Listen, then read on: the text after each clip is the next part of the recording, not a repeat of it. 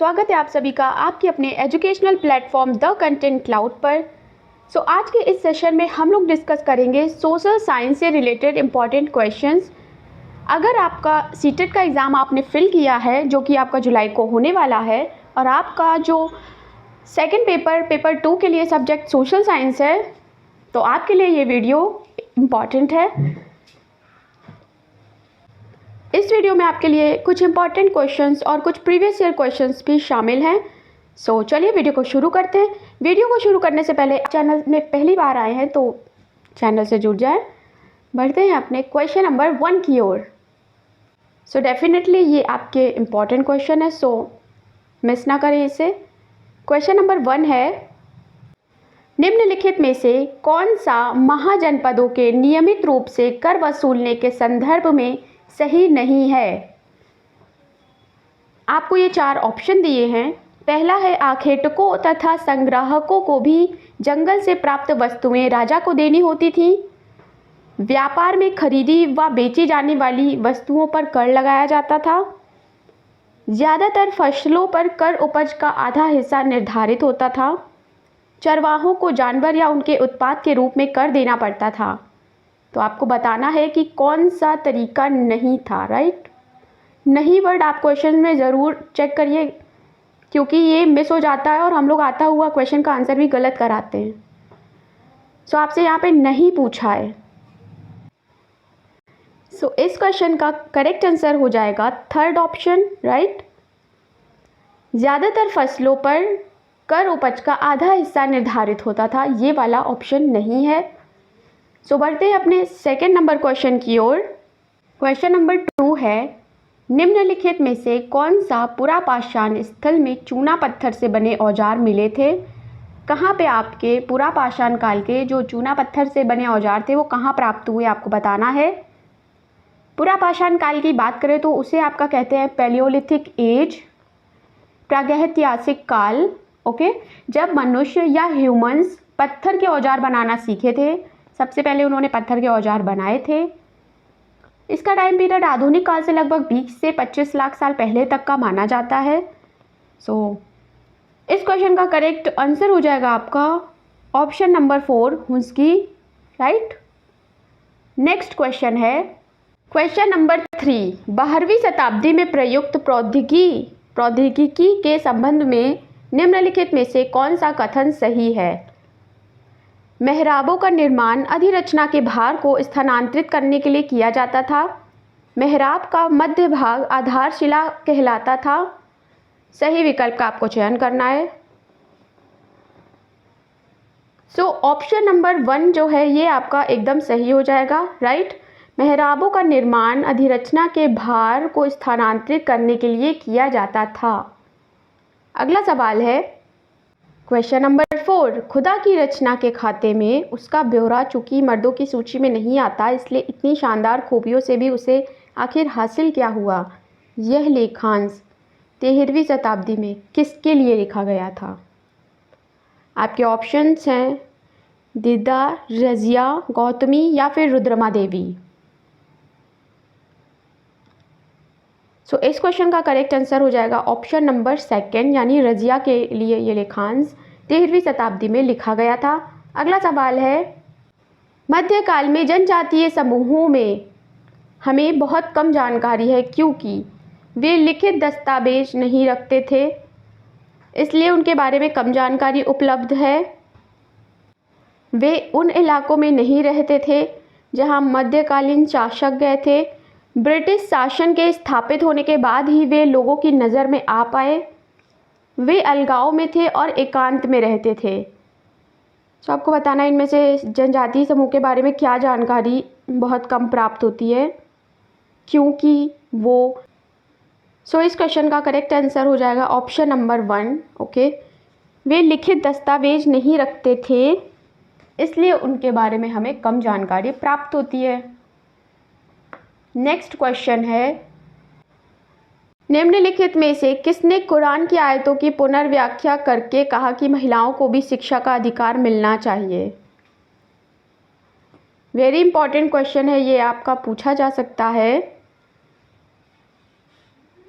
इसका correct answer है second option Mumtaz Ali.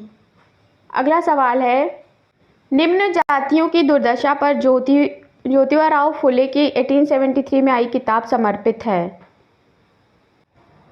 तो आपको बताना है कि ये बुक किस के लिए डेडिकेटेड है, किससे समर्पित है। भारत के उपनिवेशवाद विरोधी आंदोलन, राष्ट्रवादियों के लिए, भक्ति गायकों को, या फिर अमेरिकी गृह युद्ध में दास प्रथा का विरोध करने वाले कार्यकर्ताओं को, या फिर ब्रह्म समाज सुधारकों को। इसका करेक्ट आंसर बन जाएगा अमेरिकी गृह युद्ध में दास प्रथा का विरोध करने वाले कार्यकर्ताओं को। ओके, नेक्स्ट है 8 नंबर है, 16वीं और 17वीं शताब्दी में यूरोपीय बाज़ारों में भारतीय कपड़ों की मांग में तेजी आने से भारत के बुनकरों में निम्नलिखित परिवर्तन आए। आपको ये 4 ऑप्शन दिए हैं, आपको बताना है इनमें से कौन सा परिवर्तन आया था। अधिकाधिक लोगों ने कताई, धुलाई और रंगाई का धंधा अपना लिया। शिल्पकारों के कामकाज में स्वतंत्रता में बढ़ोतरी। डिज़ाइनों में बहुलता और शिल्पकारों की कलात्मकता में बढ़ोतरी। एजेंटों से पहले की पेशगी लेकर काम करने के लिए नई प्रणाली। सही विकल्प का आपको चयन करना है। ऑप्शंस हैं आपके ए और डी, बी और सी और डी, या फिर ए और बी। ऑप्शन नंबर फर्स्ट आपका एकदम सही हो जाएगा। ए और डी ये सही हैं, राइट, ये दोनों गलत हैं। बढ़ते हैं अगले क्वेश्चन की ओर। नेक्स्ट है, निम्नलिखित में से कौन सा कथन बुद्ध के उपदेशों से संबंधित सही है। पहला है कि हमारे कष्ट और दुख हमारे पिछले जन्मों के परिणाम हैं। फिर है, हमारे कष्ट और दुख हमारी लालसाओं और इच्छाओं की वजह से हैं। अगला है कि एक खुशहाल जीवन के लिए बुद्ध के सभी अनुयायियों को उनके उपदेशों को मानना और पालन करना आवश्यक है। आपको बताना है कि कौन से विकल्प सही हैं, बी, सी, ए, बी, सी, या फिर ए, बी। करेक्ट ऑप्शन आपका हो जाएगा ए और बी, यानी हमारे कष्ट और दुख हमारे पिछले जन्मों का परिणाम है और हमारे कष्ट और दुख हमारी लालसाओं और इच्छाओं की वजह से हैं। नेक्स्ट है, क्वेश्चन नंबर 10 है कि स्वतंत्र भारत के संबंध में निम्नलिखित कथन पर विचार करना है। आपको एक एजम्पशन दिया है और एक रीज़न दिया है, आपको बताना है कि कौन सा ऑप्शन इनमें से सही हो जाएगा। कथन है कि कानून के समक्ष समानता की संवैधानिक मान्यता के बावजूद कुछ भारतीय अन्य की तुलना में अधिक समान हैं। इसका रीज़न है कि भारतीय संविधान में तय किए गए आदर्शों को हम अभी तक साकार नहीं कर पाए हैं। ऑप्शन दिए, आपको बताना है कि कौन सा सही है। ए और आर मतलब एजम्पशन और रीज़न दोनों सही हैं, और रीज़न है ए का जो रीज़न है वो स्पष्टीकरण है। सेकंड ए गलत है परंतु आर सही है। ए आर दोनों सही हैं परंतु उसका स्पष्टीकरण नहीं है। ए सही है परंतु आर गलत है। कौन सा ऑप्शन इसमें सही हो जाएगा। थर्ड ऑप्शन एकदम सही है। ओके, अगला क्वेश्चन है, निम्नलिखित में से किन सेवाओं को सार्वजनिक सेवाओं में सम्मिलित किया जा सकता है। पुलिस सेवाएं, न्यायिक सेवाएं, शैक्षिक सेवाएं और निर्माण सेवाएं। आपको विकल्प दिया गया, आपको बताना है सार्वजनिक सेवाओं में किसे शामिल किया जा सकता है। ऑप्शन नंबर 4 आपका सही हो जाएगा। पुलिस सेवा, न्यायिक सेवा और सी शैक्षिक सेवाएं, यह आपकी सार्वजनिक सेवाएं हैं। ओके, नेक्स्ट क्वेश्चन है 12 नंबर है कि भारतीय धर्मनिरपेक्षता अमेरिकी धर्मनिरपेक्षता से भिन्न है। दोनों के बीच के भेदों की पहचान करने का सही विकल्प आपको बताना है। ए है कि अमेरिका में राज्य धर्म में से कोई भी एक दूसरे के मामले में हस्तक्षेप नहीं कर सकता। भारतीय संविधान में अल्पसंख्यकों के अधिकारों की सुरक्षा का प्रावधान है। अमेरिका और भारत दोनों ही राज्य के मामलों और धार्मिक मामलों में स्पष्ट पृथकीकरण बनाए रखते हैं। या फिर फोर्थ वाला कि अमेरिका में भारत के विपरीत राज्य धार्मिक सुधारों की अनुमति दे सकता है। कौन सा विकल्प सही है आपको इसमें से बताना है। ऑप्शंस हैं बी, सी, ए, सी, डी और A, B. So option number A, B आपका एकदम सही हो जाएगा। ओके, फोर्थ करेक्ट है। अगला है क्वेश्चन नंबर 13 और वेरी इंपॉर्टेंट क्वेश्चन है। भारतीय नागरिकों को अनुदत्त किस मौलिक अधिकार के परिधि के अंतर्गत सर्वोच्च न्यायालय ने भोजन के अधिकार, निजता के अधिकार तथा प्रदूषण मुक्त जल एवं वायु के अधिकार की व्याख्या की है? आपको बताना है। आपके ऑप्शंस हैं अनुच्छेद 19, अनुच्छेद 21, अनुच्छेद 14, अनुच्छेद 20। सबसे पहले आर्टिकल 19 की बात करें तो आर्टिकल 19 आपको भाषण एवं अभिव्यक्ति की स्वतंत्रता प्रदान करता है, यानी protection of certain rights regarding freedom of speech etcetera. Article 21 की बात करें तो ये आपका करेक्ट आंसर है इसका। ओके, आर्टिकल 14 की बात करें तो ये आपको कानून के समक्ष समता प्रदान करता है, यानी इक्वलिटी बिफोर लॉ। ठीक है, ये सारे ही आपके इम्पॉर्टेंट हैं, सो अच्छे से समझ लीजिएगा। आर्टिकल 20 की बात करें तो ये आपको अपराधों के लिए दोषी सिद्ध के संबंध के संरक्षण के से रिलेटेड है, यानी protection in respect of conviction for offence. Right. एक और आपसे जो इम्पॉर्टेंट आर्टिकल पूछा जाता है तो वो है आर्टिकल 17, जो आपका अनटचेबिलिटी से रिलेटेड है, एबॉलिशन ऑफ अनटचेबिलिटी। ओके, और एक और इम्पॉर्टेंट है आर्टिकल 21A, जो आपका राइट टू एजुकेशन से रिलेटेड है। वेरी इंपॉर्टेंट, आपसे पूछे जा सकते हैं। राइट टू एजुकेशन आपका 86th अमेंडमेंट एक्ट 2002 में आया था। राइट, सो ये सारे ही आपके लिए इम्पॉर्टेंट हैं। बढ़ते अगले सवाल की ओर।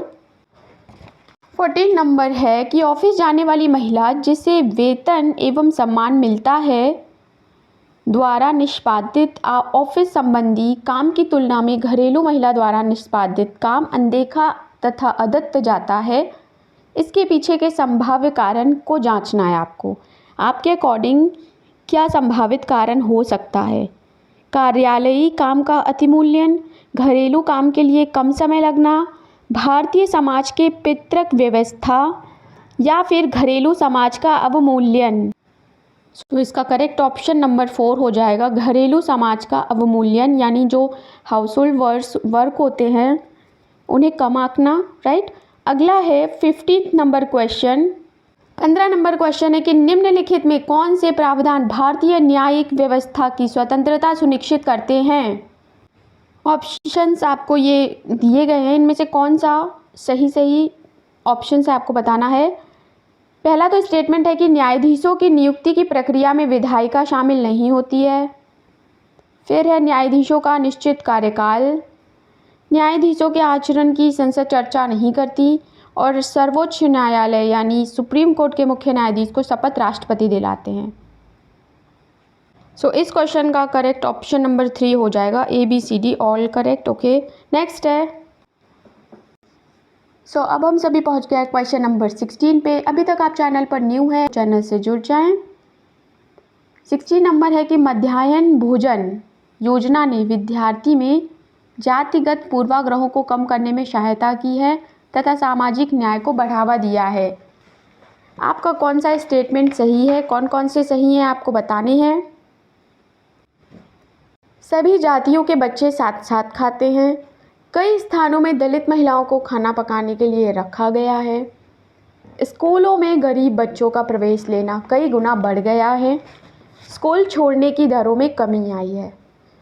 आपके ये सारे ही स्टेटमेंट सही हैं। Option number 3 is the correct answer. अगला क्वेश्चन है 17 नंबर, निम्नलिखित में से किस घटनाओं की पहचान अनुसूचित जाति और अनुसूचित जनजाति अत्याचार रोकथाम अधिनियम 1989 के उल्लंघन के रूप में की गई है। स्टेटमेंट है आपके, ऊंची जाति के लोगों द्वारा अनुसूचित जाति के लोगों के विरुद्ध हिंसा, अनुसूचित जाति समुदाय के सदस्यों को आपत्तिजनक पदार्थ खाने के लिए बाध्य करना, गैर आदिवासी लकड़ी व्यापारियों को जनजातीय भूमि का दोहन की अनुमति देना, या फिर अनुसूचित जाति समुदाय के सदस्य से विवाह करना। सही विकल्प आपको बताना है। सो ऑप्शन नंबर इसका 4 सही है, ABC। 18 नंबर है, आपको एक कथन दिया है और उसका कारण दिया है। कथन है कि संघीय व्यवस्था भारत में सांस्कृतिक विविधताओं की आवश्यकताओं तथा मांगों का पालन करना है।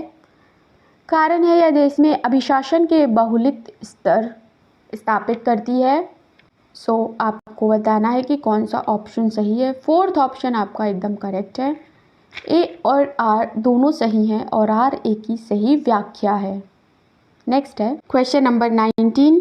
किसी के प्रति पूर्वाग्रही होने का अर्थ है उन्हें नकारात्मक रूप से देखना, उन्हें उत्तम या श्रेष्ठ मानना, जो लोग भिन्न हैं उनका अनादर करना, या फिर समूह के सदस्यों के विरुद्ध भेदभाव करना।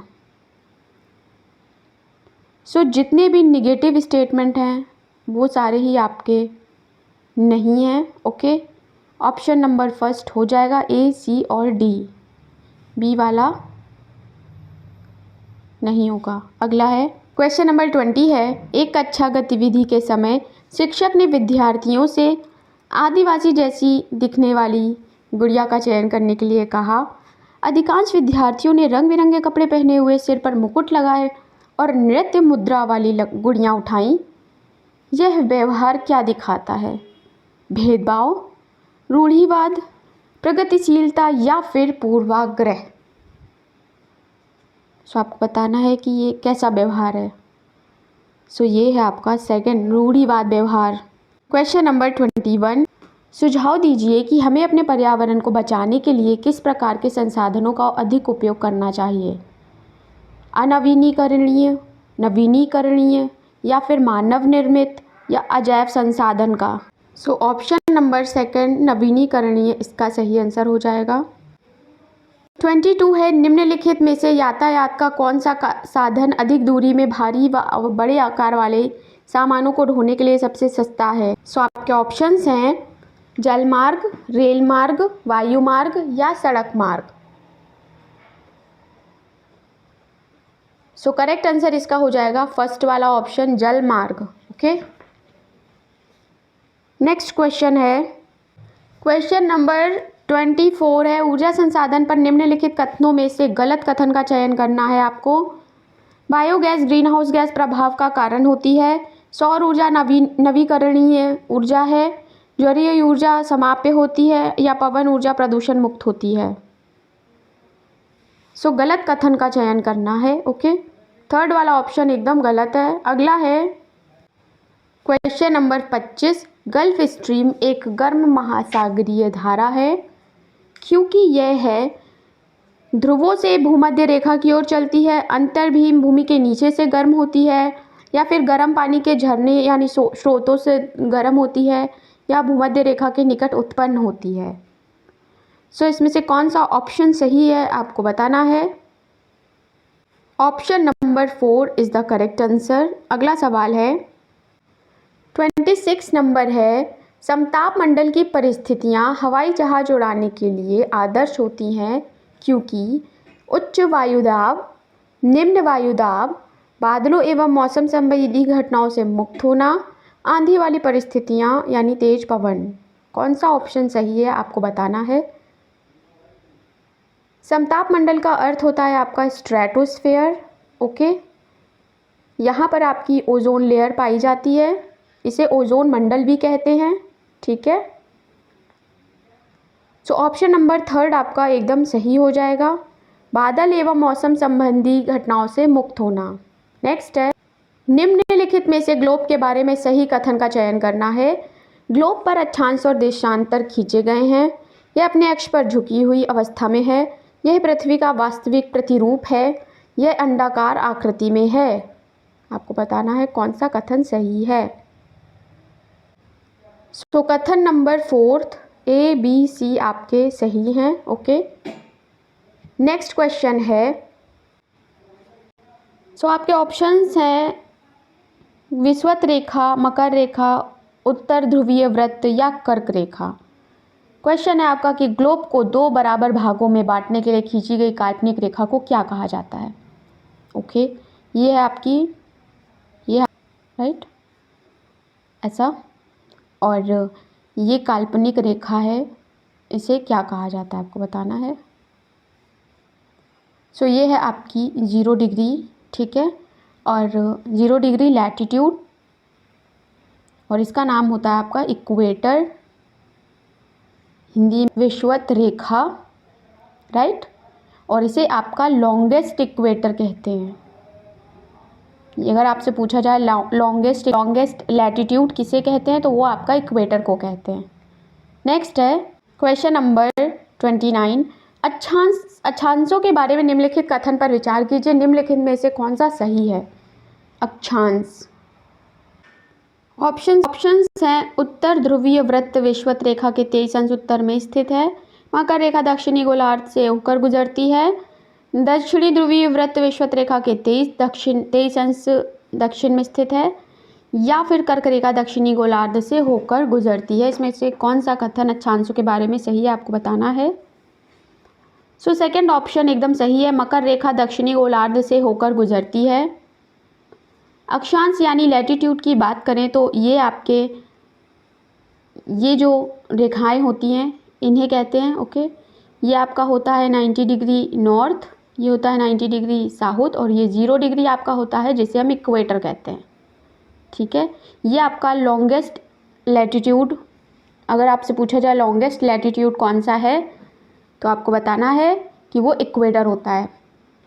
नेक्स्ट है कि अगर पूछा जाए भारत किस गोलार्ध में स्थित है तो भारत आपका उत्तरी गोलार्ध में स्थित है। ठीक है, इधर ही ऐसे। नेक्स्ट है तटीय क्षेत्रों में समुद्री गुफाएं बनती हैं, समुद्री गुफाओं का निर्माण के लिए उपयुक्त कारण का चयन करिए। तरंगों द्वारा अपरदन एवं निक्षेपण, पवन अपरदन, या फिर मानव निर्मित गतिविधि, या फिर शैलों का गिरना यानी रॉक्स का गिरना। सो ऑप्शन नंबर 1 एकदम करेक्ट आंसर हो जाएगा। अगला है प्रश्न है यदि ग्रीनविच मीन टाइम यानी ग्रीनविच यमोत्तर समय दोपहर 12 बजे का है तो 45 पूर्व देशांतर पर क्या समय होगा। आपके ऑप्शंस हैं 9 बजे, 3 बजे, 10 बजे या फिर 2 बजे। सो क्वेश्चन की बात करें तो इसमें आपका 45 डिग्री ईस्ट का आपको वैल्यू निकालनी है।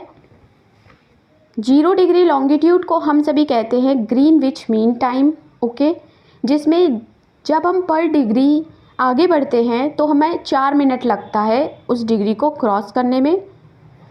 हमसे पूछा गया है 45 डिग्री का, तो 45 इंटू 4 मिनट करेंगे, 45 डिग्री इंटू 4 मिनट पर डिग्री, तो हमें मिल जाएंगे 180 मिनट, जिसे हम कह सकते हैं 3 घंटे। तो जब हम इन 3 घंटों को 12 बजे में जोड़ देंगे जैसा कि हमें प्रश्न में बोला गया है, तो हमें प्राप्त हो जाएगा समय 3 बजे, वो भी अपराह्न का। ठीक है, यानी नून टाइम। सो इसका करेक्ट आंसर हो जाएगा दोपहर का 3 बजे, राइट, नून यानी अपराह्न। सो ऑप्शन नंबर 4 इसका करेक्ट आंसर हो जाएगा, इसलिए ऑप्शन नंबर 2 आपका करेक्ट आंसर हो जाएगा 3 बजे अपराह्न। बढ़ते हैं अगले सवाल की ओर। क्वेश्चन नंबर 32 है विद्यार्थी के तथ्यात्मक ज्ञान की जांच के लिए किस तरह के प्रश्न पूछे जा सकते हैं। पारिभाषिक शब्दावली का ज्ञान, वर्गीकरणों और श्रेणियों का ज्ञान, रणनीतिक का ज्ञान, या फिर विषय विशेष कौशल का ज्ञान। ऑप्शन नंबर 1 एकदम सही हो जाएगा। अगला सवाल है, क्वेश्चन है विद्यार्थियों की भारतीय संघवाद की समझ व सराहना की जांच के लिए निम्नलिखित में से कौन सा मूल्यांकन प्रश्न सर्वाधिक उपयुक्त है। राज्य के 3 अंग विधायिका, कार्यपालिका, न्यायपालिका का संक्षिप्त विवरण, या फिर शासन व्यवस्था के 3 स्तर कौन से हैं, उनके कार्य क्या हैं। थर्ड है कि आपके विचार में क्या होता यदि हमारी राज्य और स्थानीय शासन व्यवस्था नहीं होती और सभी फैसले केंद्र से लिए जाते। चौथा, संघवाद को परिभाषित करना। सो इसका ऑप्शन नंबर थर्ड आपका एकदम सही हो जाएगा, राइट, थर्ड ऑप्शन। नेक्स्ट है, क्वेश्चन है कि उष्णकटिबंध की संकल्पना को समझने के लिए एक बच्चे को निम्नलिखित संकल्पनाओं यानी ए से डी में से किनकी प्राथमिक जानकारी होनी चाहिए? देशांतर, ग्लोब, आतपन या फिर अक्षांश। लॉन्गिट्यूड, ग्लोब, इंसोलेशन या फिर लैटिट्यूड, आपको क्या पता होना चाहिए, एक बच्चे को बताना है। सो ऑप्शन नंबर सेकंड एकदम सही हो जाएगा, बी, सी और डी, यानी ग्लोब, इंसोलेशन और आपका लैटिट्यूड्स, राइट। अगला है 35 नंबर। कक्षा 6 के कुछ विद्यार्थी प्रश्न करते हैं कि यदि पृथ्वी सपाट नहीं है यानी प्लेन नहीं है तो मानचित्र कैसे सब कुछ सपाट दिखाता है? इस प्रश्न को संबोधित करने का सर्वश्रेष्ठ मार्ग क्या है? कौन सा ऑप्शन आपको एकदम सटीक लग रहा है इसको एक्सप्लेन करने का? सजीवता के साथ यह दिखाना कि कैसे मानचित्र और ग्लोब हमारी पृथ्वी से मिलते जुलते हैं, विद्यार्थी को मानचित्र दिखाना या उन्हें स्वयं ही कारण पता करने के लिए कहना। फोर्थ ऑप्शन है विद्यार्थियों को ग्लोब दिखाना। Which option is suitable for this statements? Next है, सो करेक्ट ऑप्शन आपका फर्स्ट वाला एकदम सही हो जाएगा, राइट। सजीवता के साथ यह दिखाना कि कैसे मानचित्र और ग्लोब हमारी पृथ्वी से रिलेट करते हैं। अगला सवाल है, सो अभी तक आप चैनल से नहीं जुड़े हैं तो चैनल से जुड़ जाएं। अगर आप यूपी पुलिस की प्रिपरेशन कर रहे हैं तो पूरी कंप्लीट प्लेलिस्ट अवेलेबल है चैनल पर, आप उसे चेकआउट करिएगा। नेक्स्ट क्वेश्चन है, निम्नलिखित कथन को पढ़िए और सही विकल्प का चयन कीजिए। कथन ये है कि सामाजिक विज्ञान की प्रकृति साक्ष्य आधारित, अनुभाविक और सत्यापनीय है। इसका अध्ययन प्रायः एकल घटना के बाहुल व्याख्यान की ओर ले जाता है। ए सही है, बी गलत, ए और बी दोनों गलत, ए गलत, बी सही, या ए और बी दोनों सही। आपको बताना है दोनों कथन में से क्या ही सही और क्या गलत है। सो ऑप्शन नंबर 4 एकदम करेक्ट आंसर है, ए और बी दोनों ही कथन एकदम सही हैं। अगला है, विद्यार्थियों को भारत की चुनाव प्रक्रिया के बारे में सुपरिचित कराने के लिए निम्नलिखित में से कौन सी शिक्षा शास्त्रीय विधि श्रेष्ठ होगी? विद्यार्थियों को उनके पड़ोस में चुनाव संबंधी सर्वे करने के लिए कहना, कक्षा में कक्षा प्रतिनिधियों के लिए चुनाव का आयोजन कराना, स्थानीय चुनाव पर वृत्तचित्र दर्शाना, किसी विशेषज्ञ को व्याख्यान के लिए आमंत्रित करना, या फिर इनमें से कोई नहीं, आपको बताना है।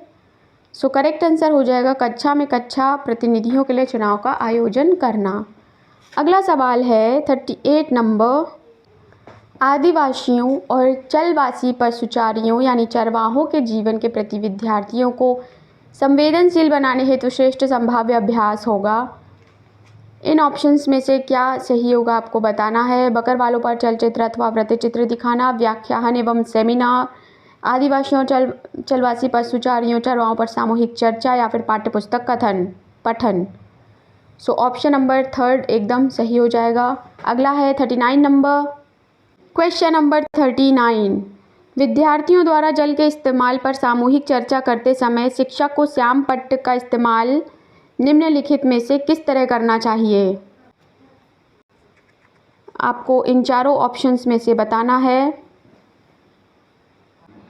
संकल्पनाओं, विषय वस्तुओं और मुद्दों के आधार पर प्रतिक्रियाओं को व्यवस्थित करना, वे विद्यार्थी जो कक्षा में होनहार माने जाते हैं उन्हें उनकी प्रतिक्रिया को लिख देना, विद्यार्थियों की बातों को सुनना लेकिन उनका अभिलेखन आवश्यक नहीं है, या फिर चर्चा में कही गई हर बात को अभिलेखित करना। सो ऑप्शन आपका सबसे पहले तो ये आपको ऑप्शन बिल्कुल गलत करना है कि वे जो होनहार माने जाते हैं उन्हीं की प्रतिक्रिया लिख देना, ऐसा बिल्कुल नहीं करना चाहिए क्लास में। फिर हर बात को अभिलेखित करना ये भी ज़रूरी नहीं है, ठीक है, और आवश्यक नहीं है, इस वाले स्टेटमेंट को आप देखते ही काट दो। फिर बचा ऑप्शन नंबर फर्स्ट की संकल्पनाओं, विषय वस्तुओं और मुद्दों के आधार पर प्रतिक्रियाओं को व्यवस्थित करना, ठीक है। ऑप्शन नंबर 1 एकदम सही हो जाएगा। सो यहाँ फिनिश होते हैं important question of social science for CTET exam. So आप बताइए कि आपको कितने क्वेश्चंस के आंसर ऑलरेडी पता थे। मिलते हैं नेक्स्ट वीडियो में। Thanks for watching.